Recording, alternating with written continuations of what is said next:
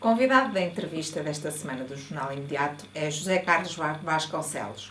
Jornalista, escritor e advogado, tem um vasto percurso profissional nestas áreas, percurso este amplamente reconhecido e que já lhe valeu a atribuição de vários prémios e distinções, entre os quais o Prémio Vasco Graça Moura Cidadania Cultural, atribuído em 2017. Aos 83 anos de idade, José Carlos Vasconcelos faz parte da direção editorial da revista Visão e é diretor do Jornal de Letras. Tem uma forte ligação à cultura que foi alimentando ao longo dos anos nos cargos e nas funções que desempenhou. Dá atualmente o nome a um observatório cultural que vai ser concretizado num concelho da região. Um projeto imaterial que pretende envolver instituições, iniciativas ou projetos e que tem como objetivo acompanhar e analisar o cenário cultural.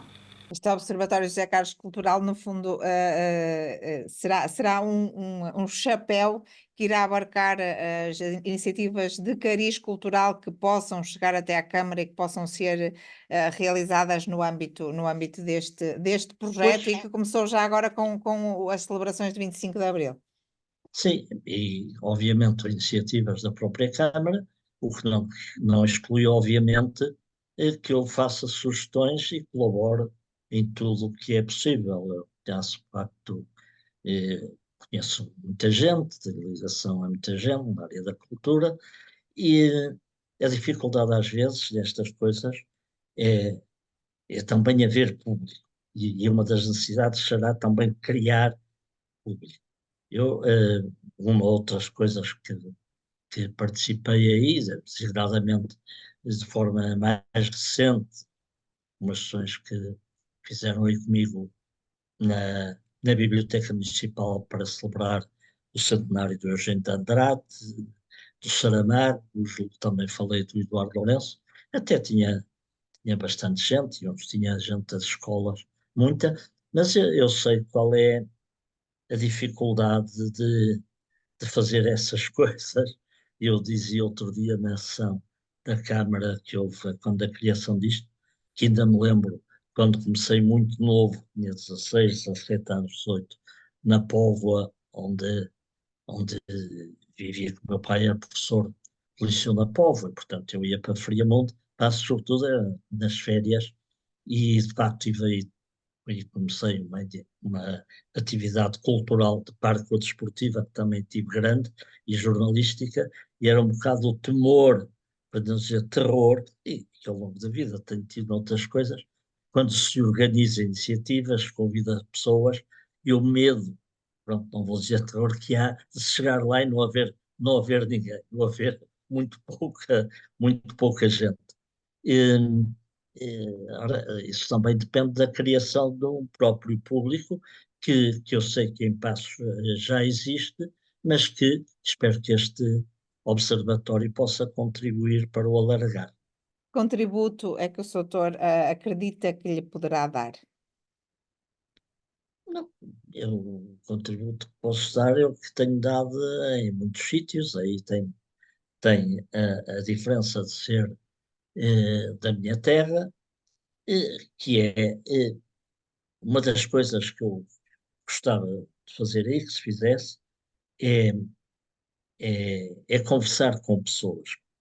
O país tem muitas pessoas interessantes, eh, pessoas com vidas que valem a pena serem conhecidas, pessoas algumas que são excelentes conversadores.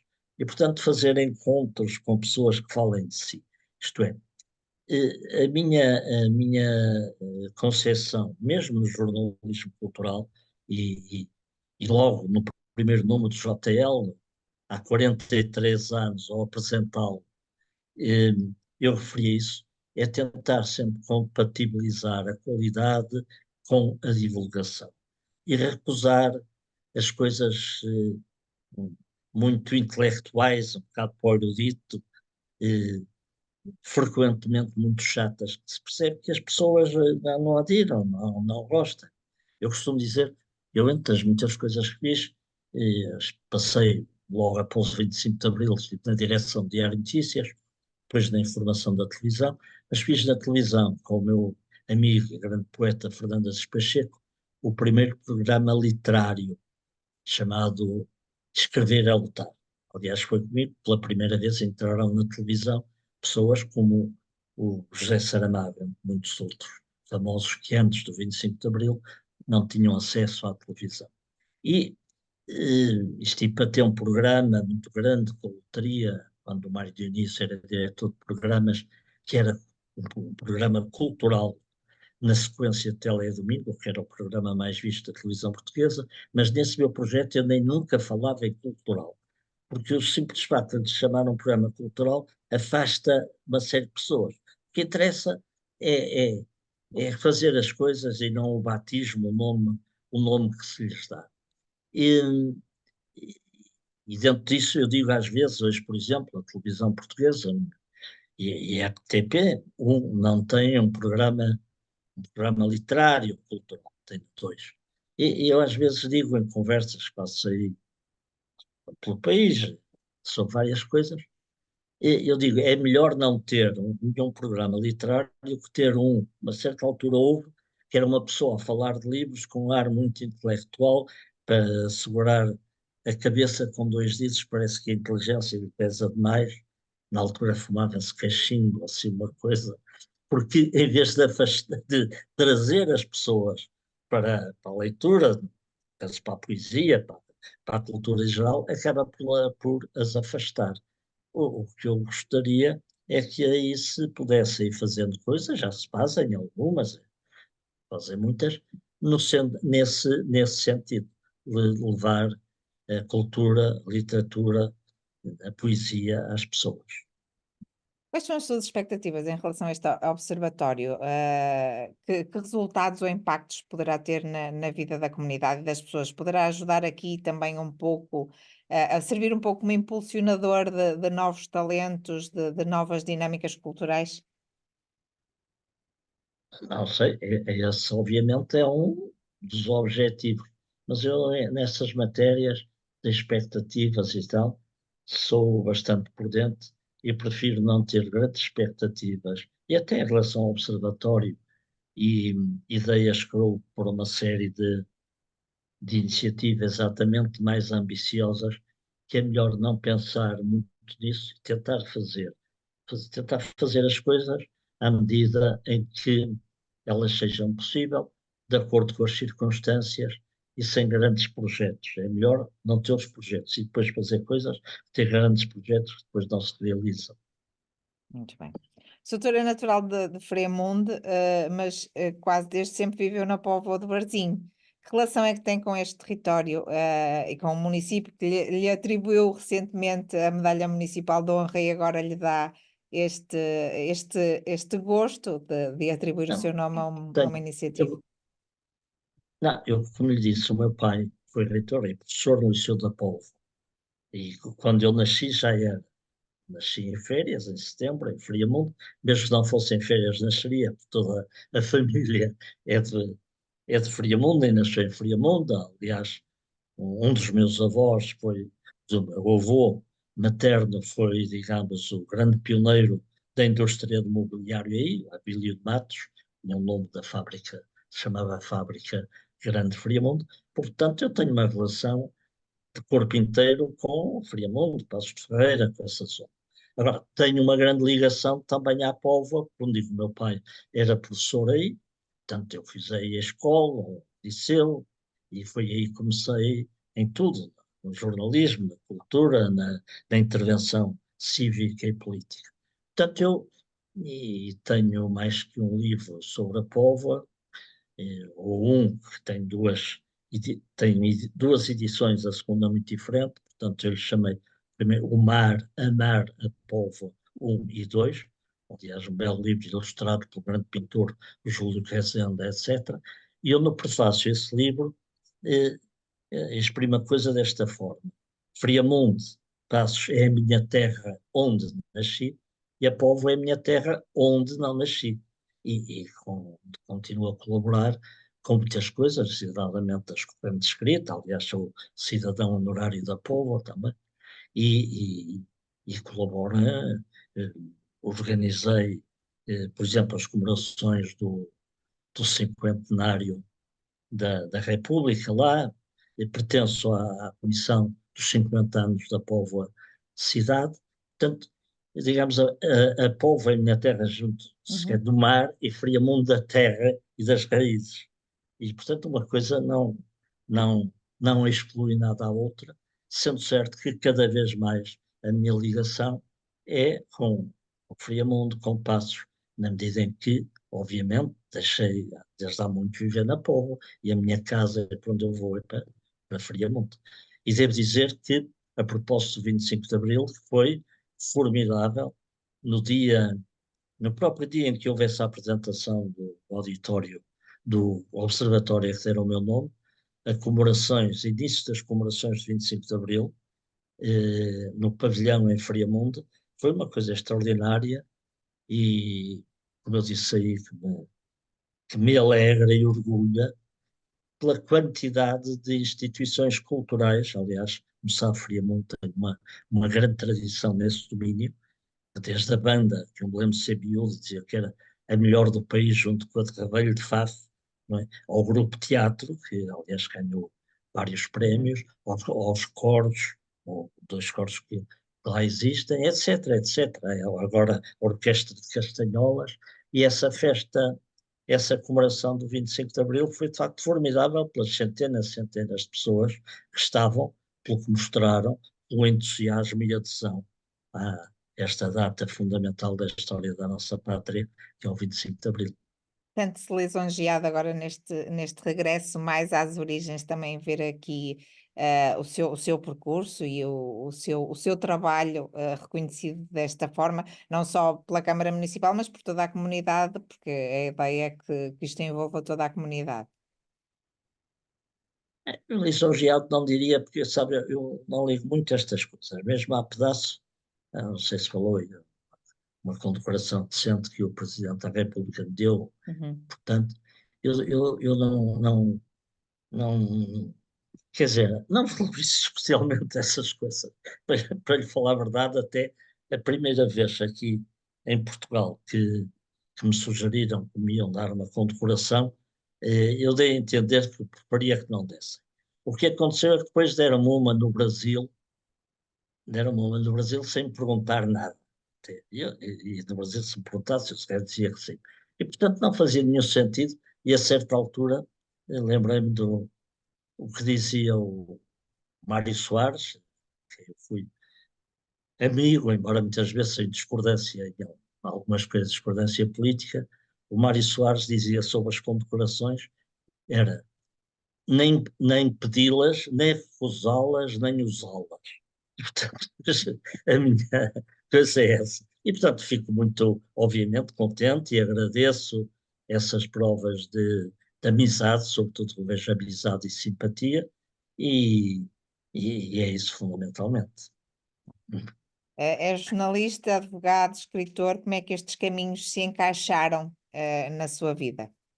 Olha, por acaso eu tive a sorte, tenho, obviamente, netas e netos, que às vezes tenho a dúvida de que é que querem ser. Eu, por sorte, sempre soube desde miúdo que queria ser advogado e jornalista.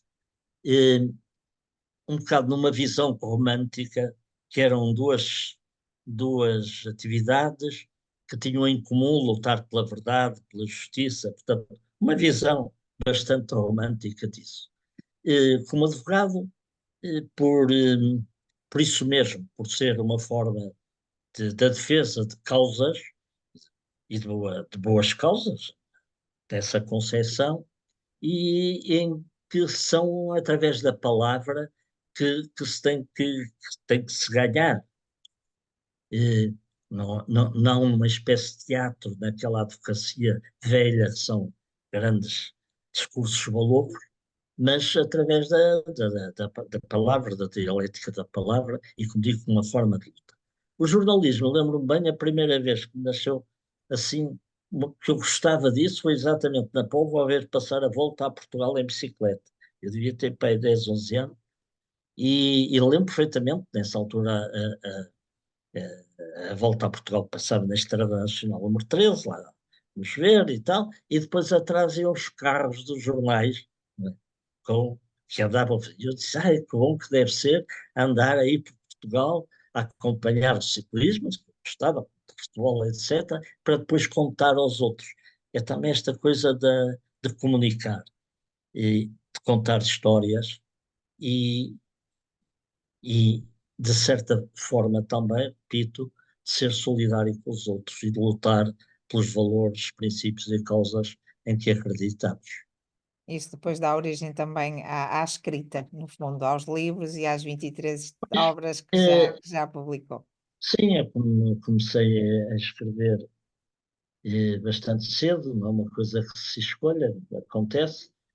Publiquei o primeiro livro, tinha 19 anos, exatamente também na Póvoa, chamado Canções para a Primavera, e, e que por acaso teve uma recepção crítica muito favorável, designadamente, de duas das principais revistas, na Seara Nova, pelo Ramos Rosa, no PT Crítico, e na Gazeta Musical Todas as Artes do Costelo.